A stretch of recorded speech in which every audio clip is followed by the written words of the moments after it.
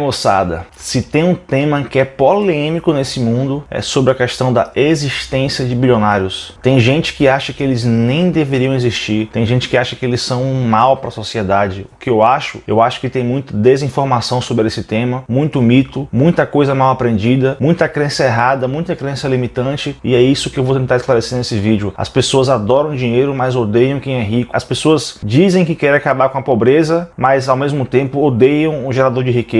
Essa dicotomia eu não entendo. Então, será se bilionários deveriam ou não deveriam existir? Será se bilionários são realmente um mal para a sociedade? É isso que a gente vai ver aqui nesse vídeo. Então, se você gostou do tema, fica até o final, bota o capacete que vai chover muita informação relevante por aqui. Muito argumento sobre esse tema, provavelmente coisas que você nunca viu pela internet. Eu vou tentar argumentar e conversar com vocês nesse vídeo, beleza? Chega de papo então, vamos começar logo essa bagaça.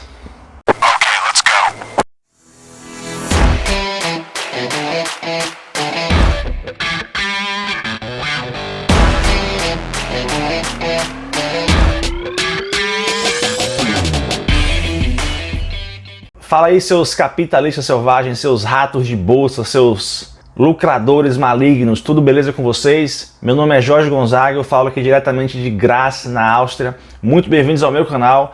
Aqui eu falo majoritariamente sobre o mercado, finanças e investimentos. Se você se interessa por esses temas ou se você quer aprender um pouco mais sobre essas coisas, te convido então a se inscrever no canal. Aqui eu posto conteúdo semanalmente, gratuito para vocês. Esse vídeo também tá muito brabo, eu mereço o seu like, você pode dar agora ou ver até o final e vai ver que eu mereço o seu like também. Então, me dá essa moralzinha aí. Esse vídeo aqui é gratuito, então esse é o único pagamento que eu peço para vocês, não dá nenhum trabalho, um like e uma inscrição, beleza? Então, vamos agora pro tema do vídeo, se bilionários deveriam ou não deveriam existir.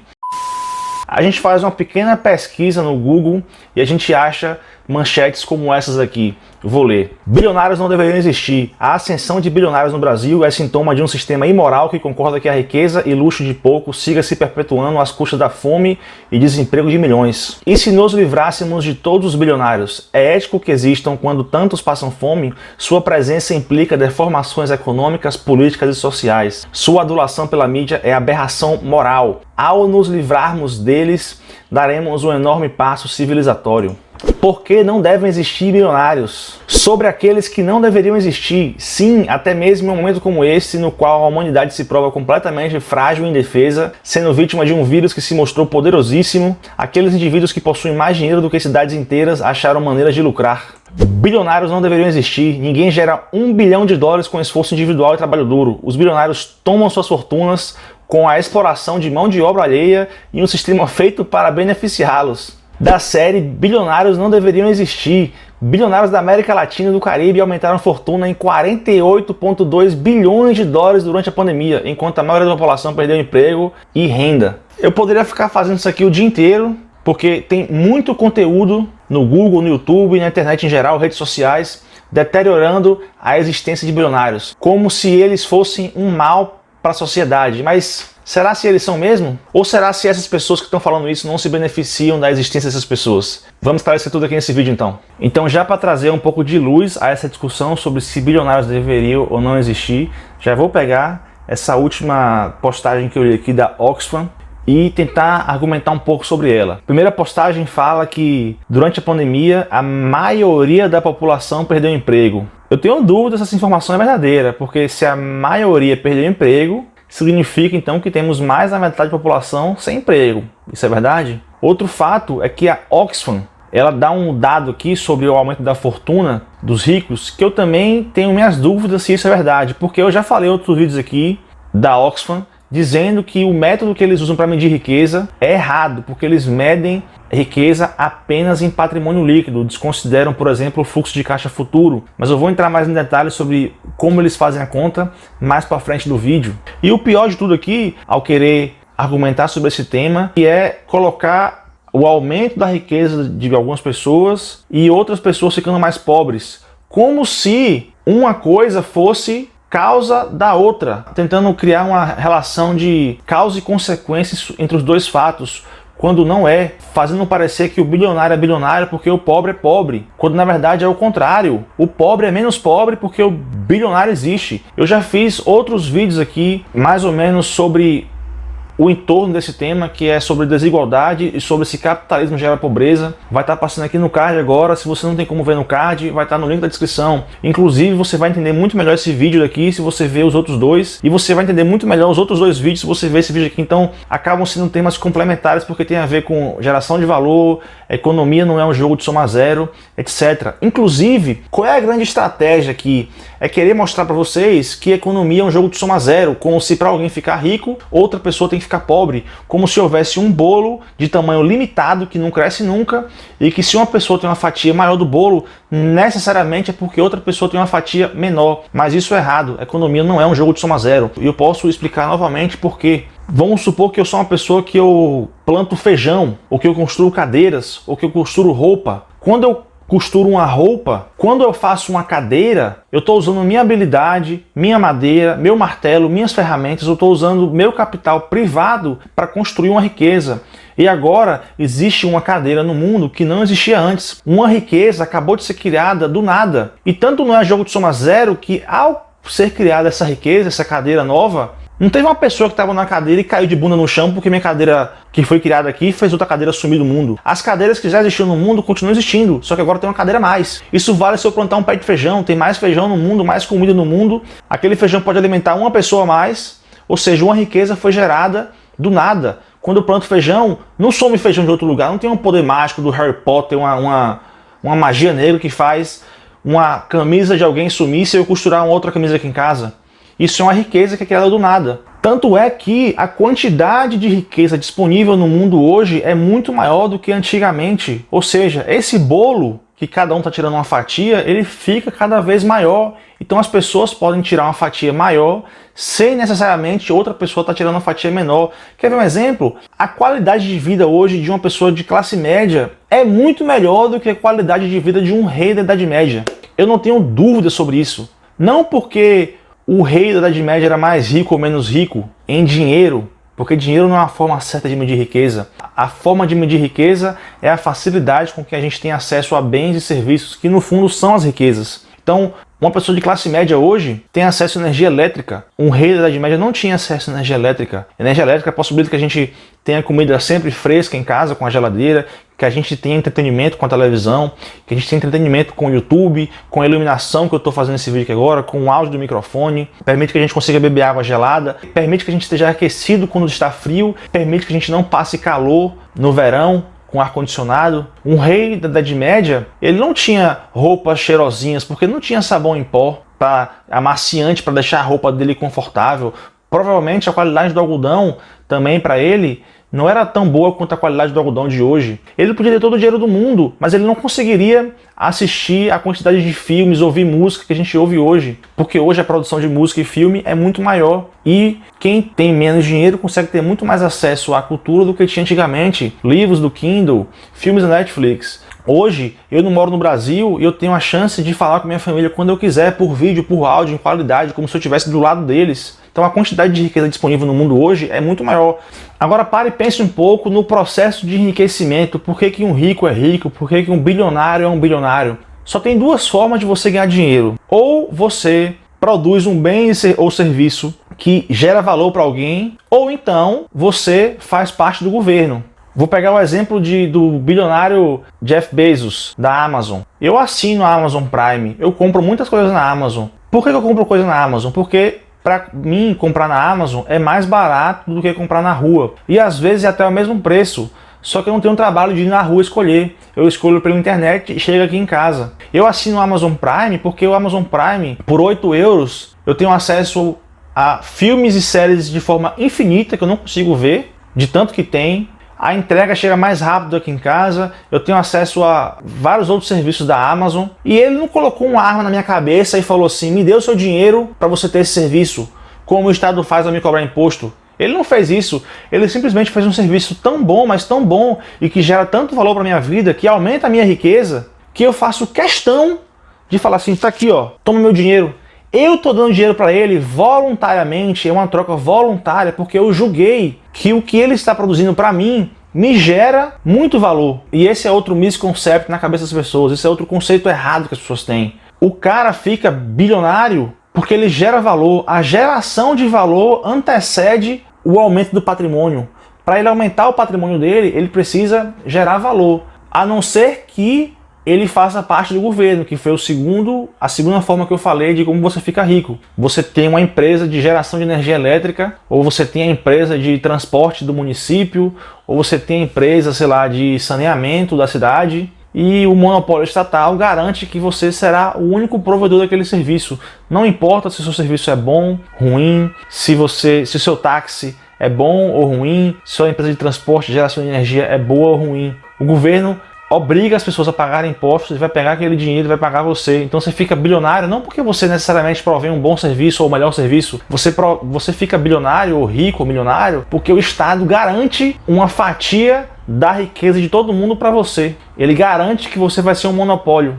Bom, e ainda pegando o exemplo aqui de Jeff Bezos, olha o ciclo virtuoso aqui do que ele fez. Ele tem um patrimônio ali de mais ou menos, aproximadamente 200 bilhões de dólares, só que a Amazon tem um valor de mercado próximo a 1,7 trilhão de dólares. Ou seja, mais ou menos 85% do valor que ele gerou não ficou para ele, ficou para o mundo. Apenas 15% do valor que a Amazon gera está na mão dele. O resto está no mundo. Está no mundo como? Está no mundo, no emprego das pessoas. A Amazon emprega milhares e milhares de pessoas. Em 2020, enquanto estava todo mundo demitindo, ele estava contratando. Ele consegue prover produtos e serviços de mais qualidade e mais barato para as pessoas. Se não fosse a Amazon, muitas pessoas não teriam condição de consumir o que elas consomem hoje, porque elas só consomem com a Amazon. Eu já vi dados, por exemplo, que a Whole Foods, que é a empresa de alimentação da Amazon, que é muito popular nos Estados Unidos, muita gente não faz mais compras no mercado dos alimentos do dia a dia. As pessoas compram pela Amazon e recebem em casa de forma muito rápida. E além de elas receberem em casa e pouparem tempo, os relatos são de que o orçamento mensal das famílias com alimentação caiu muito. Então quem está sendo mais efetivo em alimentar as pessoas por um preço menor? A Amazon ou o Estado? O Estado cobra imposto sobre alimentos. Ele não fica bilionário de graça. Ele não colocou a arma na cabeça das pessoas e mandou a pessoa consumir o Whole Foods. Ele não obrigou o empregado a trabalhar lá. Ele não é a relação escrava. Antes que você diga que ele explora o trabalhador está lá porque quer. É melhor o trabalhador naquele emprego do que não ter emprego nenhum. O trabalhador, ele foi trabalhar lá voluntariamente. Da mesma forma que eu voluntariamente pego o meu dinheiro e troco por um alimento no mercado, o trabalhador pegou a habilidade dele, o tempo dele e trocou por um dinheiro. O trabalhador poderia, por exemplo, então, abrir a Amazon ele próprio, já que é tão fácil assim. Por que o trabalhador não abre a Amazon ele mesmo? Por que ele não faz isso? Porque a jornada do empresário, do empreendedor, é uma jornada muito solitária. Todo mundo só olha quando o cara faz sucesso e fala assim, vamos taxar os caras, vamos punir, é imoral isso aí. Mas você não vê o processo. Jeff Bezos quase faliu. Jeff Bezos, durante boa parte da trajetória da Amazon, ele vendia produtos com prejuízo, porque ele queria ter o menor preço do mercado, ele queria criar uma fidelidade. Ou seja, é como se ele estivesse pegando o dinheiro do bolso dele para subsidiar produtos para outras pessoas que ele nem conhecia. E olha só, ele estava sendo egoísta ao fazer isso, ele estava pensando no mercado dele, no negócio dele. Ele saiu do emprego dele e teve que pedir dinheiro emprestado ao padrasto dele, à família dele. E se ele falisse, você também ia querer socializar o prejuízo ou vocês só ficam olhando quem dá certo para socializar o lucro? Porque na hora que o empresário sucede, você quer lá socializar os ganhos do cara. Mas quando ele fracassa, que é a maioria dos casos, você não quer socializar o prejuízo do empresário. Muito cuidado. Esse ódio ao rico, essa perseguição a quem tem dinheiro, te coloca muito próximo de um ditador totalitário. Porque entre os regimes totalitários, sejam eles de direita, esquerda, de diferentes países ou de qualquer ideologia que seja, uma das coisas que esses regimes têm em comum é a perseguição por quem tem dinheiro, é a perseguição por quem tem poder. O Partido Comunista Chinês persegue bilionários. Olha quantos bilionários somem. Um dia desses, quem sumiu foi Jack Ma, do Alibaba. Os alemães nazistas perseguiam os judeus, dizendo que toda a culpa da pobreza da Alemanha, da inflação depois da Primeira Guerra Mundial, era por causa dos judeus. Olha como os judeus são ricos e milionários e nós estamos aqui na pindaíba. Os soviéticos perseguiam os ricos. Olha esses burgueses safados. A burguesia não pode existir. O grande mal da sociedade é esse egoísmo da burguesia. Então, muito cuidado. Querer perseguir quem tem dinheiro te coloca muito próximo da ideologia de ditadores. E um outro problema de querer demonizar os bilionários é a forma como a história é contada, porque ela é muito mal contada. Por exemplo, eu falei que a Oxfam usa um método errado para medir riqueza. Vou explicar por que está errado. Eu sempre falo aqui no meu canal sobre investimentos também. Eu já fiz um vídeo sobre valuation e eu expliquei que para você medir o valor de mercado de uma empresa hoje, como é que você faz o valuation? Você pega o fluxo de caixa dela futuro, você vê quanto que essa empresa vai gerar de renda, você traz a valor presente, descontando os juros, e você tem o valor de mercado daquela empresa. Eu não faço valuation de empresa olhando patrimônio líquido, mas a Oxfam mede riqueza das pessoas olhando patrimônio líquido. Por que que isso é errado? Vamos supor que você é um engenheiro nos Estados Unidos e você recebe $4.000 por mês. Você tem um fluxo de caixa positivo futuro muito grande. Você vai ficar recebendo um rendimento muito alto durante vários anos. Só que você acaba de comprar um apartamento financiado. Então você se endividou para comprar um apartamento de $500.000 e agora você tem um ativo de $500.000, mas tem uma dívida de $500.000 no passivo. Então você está lá no 0 a 0. O seu patrimônio líquido, que é a diferença entre o seu ativo e passivo, no seu balanço patrimonial, está no 0 a 0. A Oxfam considera que você é uma pessoa pobre, porque você tem zero de patrimônio líquido. Mesmo você morando nos Estados Unidos, mesmo tendo uma casa para morar, mesmo tendo um emprego que te gera renda, que te gera fluxo de caixa futuro para você se alimentar, para você ter lazer, etc. Aí você pega um cara da África que mora numa fazenda, numa cabana, e só porque ele não tem dívida nenhuma e tem 3 cabeças de gado, a Oxfam considera que esse cara ele é mais rico do que o americano, só porque o patrimônio dele é positivo. Então daí você já começa a duvidar de quais métodos você usa para calcular a riqueza das pessoas. Eu já falei isso aqui em outros vídeos, acho que no vídeo sobre desigualdade eu falei isso também lá. Um outro conceito errado que as pessoas têm é que pensam assim, a pobreza no mundo acabaria se a gente taxasse os ricos e distribuísse a renda dos bilionários para o mundo.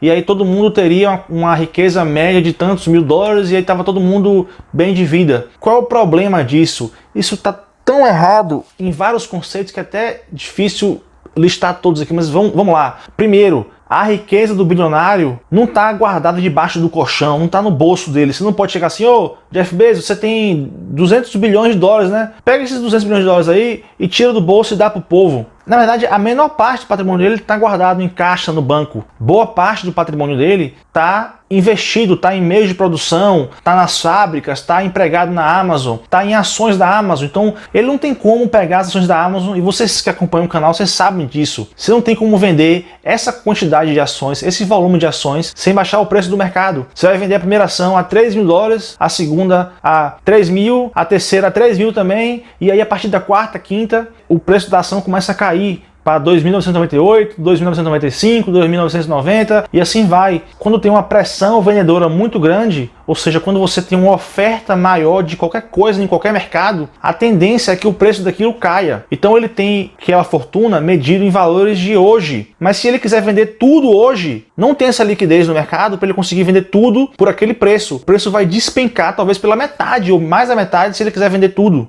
Então aquele dinheiro que você está lá medindo em ações, de fato ele não tem aquele dinheiro. Ele também não tem como a fábrica da Amazon é avaliada em tantos milhões. Ele não tem como destruir aquela fábrica e aquela fábrica virar dinheiro. E mesmo que ele for vender, também não tem essa liquidez, ele vai ter que abaixar o preço. Então não vai dar dinheiro para ele aquele valor que está dizendo lá que a fábrica vale. Um outro problema é que, vamos supor então que essa fortuna dos bilionários seja em caixa, que ele pode simplesmente de hoje para amanhã pegar todo o dinheiro e distribuir, beleza? Você tem noção que essa redistribuição só acontecerá uma vez, certo? Porque o grande gargalo da economia não é consumo, é produção. Se você pega esse capital e distribui para todo mundo, o que é que a maioria das pessoas vai fazer? Vai pegar esse dinheiro e vai consumir coisas, vai no mercado, vai comprar, vai viajar, vai usar para suprir as suas necessidades diárias. Qual é o problema disso? É que agora, já que você pegou todo o dinheiro dos bilionários, que na verdade estava investido em meios de produção, você tem menos produtos e serviços sendo ofertados, porque eles simplesmente agora foram cortados os braços e não tem mais como produzir, já que você pegou toda a riqueza deles. E agora você vai ter menos produtos e serviços sendo ofertados e mais pessoas consumindo produtos e serviços. O que é que vai acontecer? O preço de tudo vai aumentar, as coisas começarão a sumir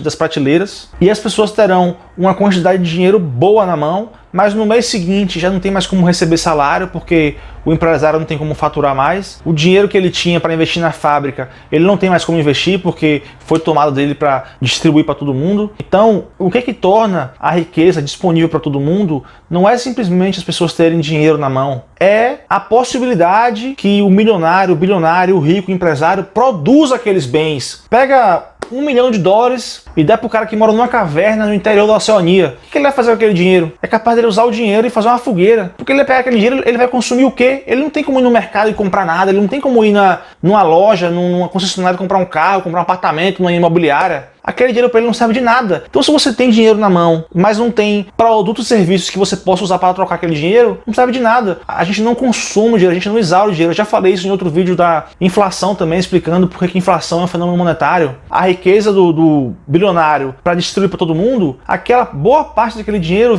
irá virar capital de consumo, quando na verdade aquele dinheiro era capital de produção. No segundo mês, as pessoas não têm nem mais grana e não tem mais produtos. E o bilionário também não tem mais como produzir nada, porque ele não tem mais grana, ele teve que vender a fábrica, vender as ações dele, vender tudo para poder distribuir. Então não tem mais fábrica, não tem mais meio de produção, ele não tem mais como empregar ninguém. E aí, a partir do segundo mês, você vai tirar de quem agora para fazer essa distribuição de renda? Não existem mais ricos e pobres, bilionários, milionários e classe média. Tá todo mundo igual. Você vai fazer o que agora? Você tem um monte de gente com um monte de dinheiro para consumir, você tem ninguém ou quase ninguém produzindo nada, e aí? Você faz o quê? Tá todo mundo rico de papel, de dinheiro, mas não tem mais nada para comprar, porque ninguém tá produzindo mais. E o outro problema, você pode achar que é imoral, você pode ter empatia pelas pessoas, você pode achar que é errado o cara ser rico enquanto tem gente pobre, sendo que na verdade ele não tem culpa nenhuma disso. E inclusive a vida do pobre seria muito pior se não fosse a existência do bilionário, porque pra mim tanto faz pagar R$30 na Amazon Prime, 40, 50 reais ou pagar 10. Eu pagaria do mesmo jeito, mas pro pobre cada centavo conta. Talvez se custasse R$50, o pobre não teria como, mas custando 10 ele até pensa, nossa, eu tenho acesso a essa cultura aqui, a ver filmes e séries. Cada real, cada centavo conta pro pobre. E eu falei já em outros vídeos, a nossa condição natural é a pobreza. A gente nasce nu, chorando, sem roupa, pobre, sem conhecimento, sem nada. Se o mundo der reset hoje, está todo mundo pobre.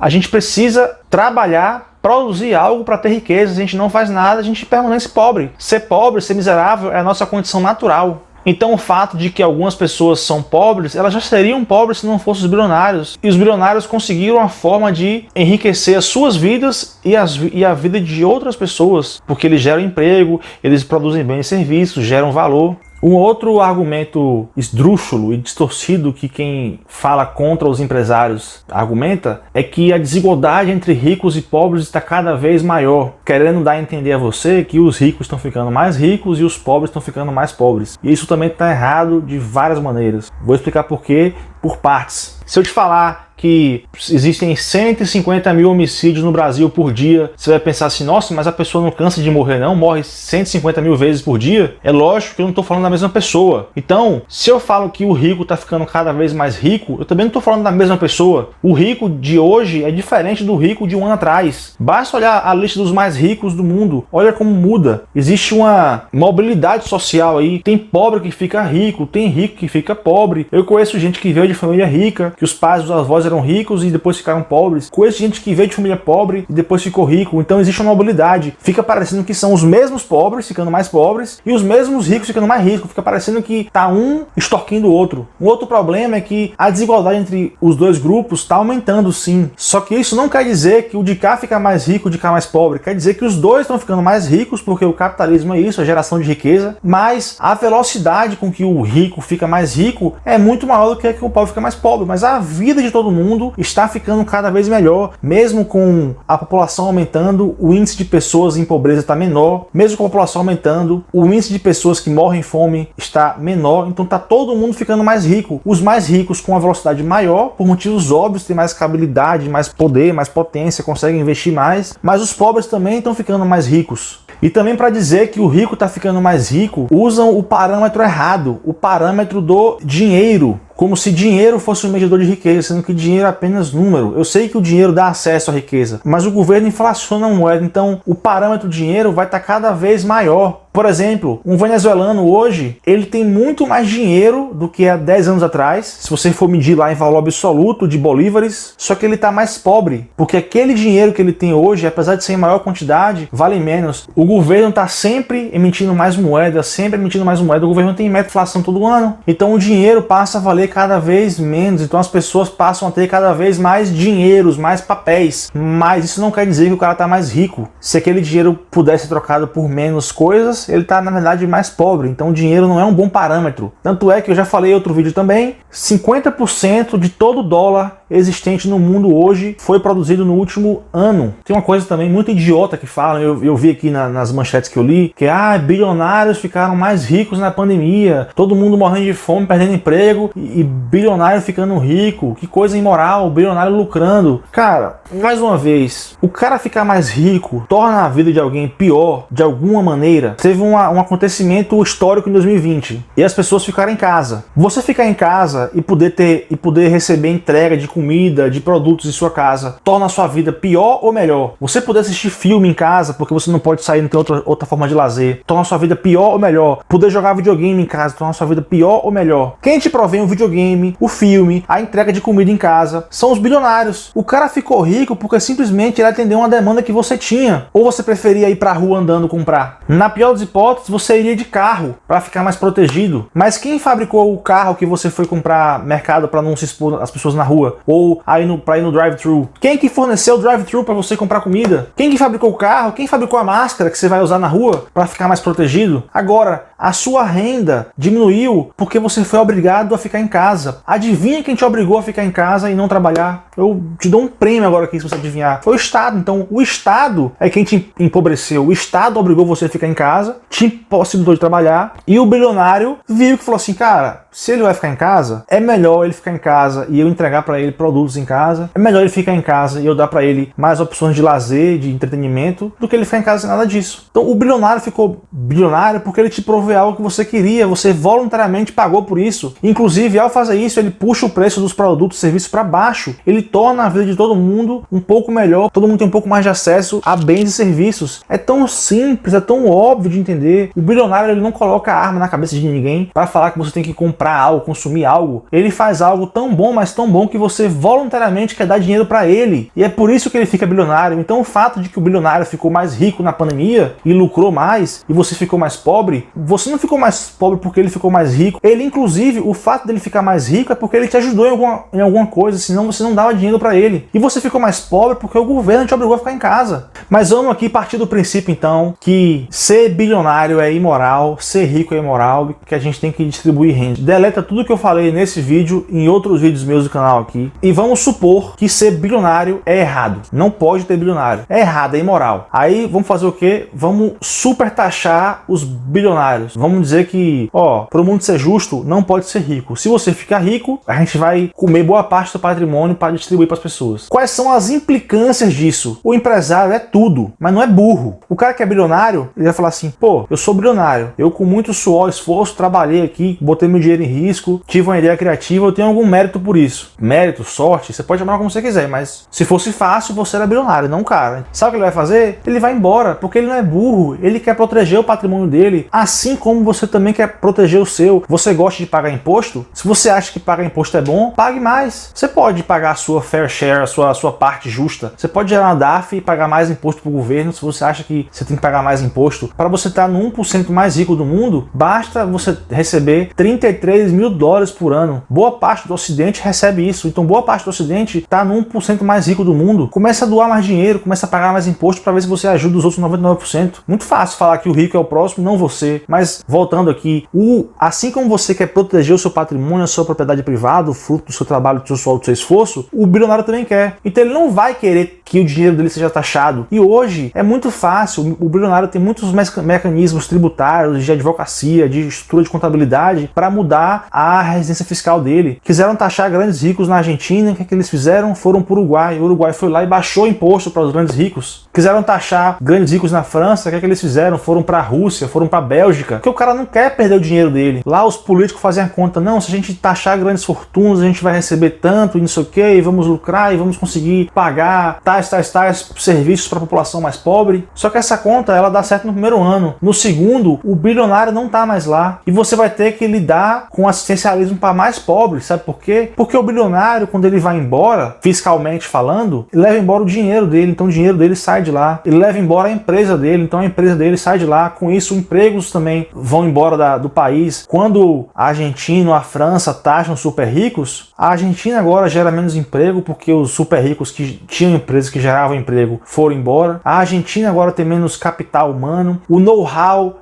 de como montar a empresa, de como produzir aquele produto, aquele serviço, não está mais na Argentina, está no Uruguai. Então a Argentina simplesmente perde riqueza. É ruim por tantos fatores. Você taxa o bilionário, o cara vai embora, ele leva com ele dinheiro, emprego, riqueza. Você agora vai ter menos gente para taxar, menos dinheiro para taxar e mais pessoas para querer ajudar, porque você vai ter mais pessoas desempregadas, mais pessoas pobres, você vai ter menos pessoas com acesso a produtos e serviços, porque aquela empresa não produz mais para vender na Argentina ou na França. E esse é o efeito assim de curto, médio prazo. O efeito de longo prazo é o seguinte: você pega Bill Gates, vai que ele tinha o sonho, a aspiração de ser bilionário, de ser rico, de produzir algo e mudar o mundo. Será se ele ia continuar com essa aspiração se ele soubesse que, para que eu vou virar bilionário, se quando eu virar bilionário o governo vai roubar todo o meu dinheiro? Então talvez ele não fique bilionário. Aí você pensa, ótimo, um bilionário a menos. Só que eu já falei aqui nesse mesmo vídeo, o processo de acumulação de patrimônio, ele vem depois. O que antecede a acumulação de patrimônio é a geração de valor. Para Bill Gates virar bilionário, antes disso ele teve que gerar valor para um monte de gente, para os empregados dele, para a população que consome o produto que ele... Não imagine que é só um bilionário a menos, imagine que tudo que ele produziu para virar bilionário também não existiria. Então olha o custo de oportunidade que você perde. Além de você perder no curto e médio prazo todos os bilionários, a riqueza dele para outros países, você também faz com que menos bilionários, menos ricos existam no futuro, ou seja, menos produtos existam no futuro, menos empregos, menos riqueza. E mesmo que o bilionário ele vá para outro país, sei lá, para a Bélgica, para o Uruguai, e ele não queira mais trabalhar, ele fala assim, vou só deixar meu dinheiro num banco guardado. Mesmo que ele, por si próprio,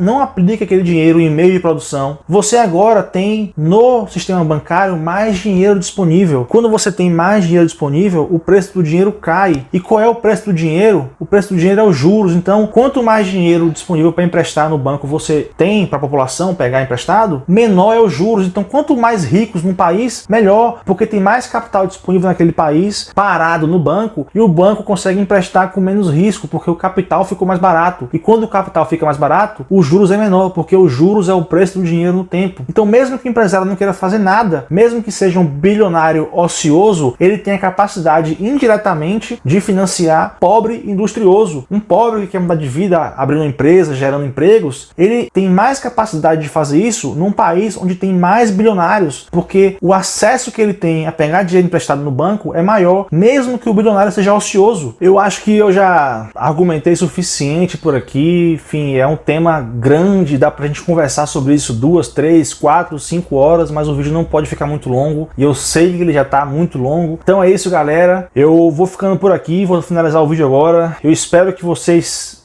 tenham pelo menos refletido sobre essa questão de que é uma estupidez sem tamanho querer achar ou dizer que bilionários não deveriam existir e que são mal para a sociedade e que as pessoas não deveriam ser ricas. Te convido a ver os outros vídeos aqui do canal. Eu falei sobre desigualdade, falei sobre capitalismo gerar pobreza. Aqui nesse canal tem muito vídeo sobre investimento, sobre economia, sobre, enfim, temas de finanças em geral. Muito obrigado se você ficou até o final. Espero ter te ajudado, espero ter te banhado de conhecimento como eu prometi. Se você gostou desse vídeo, se você gostou de mim, deixa o like, se inscreve no canal para acompanhar tudo que eu vou postar por aqui. Se você não gostou desse vídeo, você pode deixar seu dislike aí, pelo menos já engajamento. E você também pode mandar um e-mail para ninguém se importa com sua crítica@gmail.com. Eu vou ficando por aqui. Um abraço, espalhe a palavra e tchau!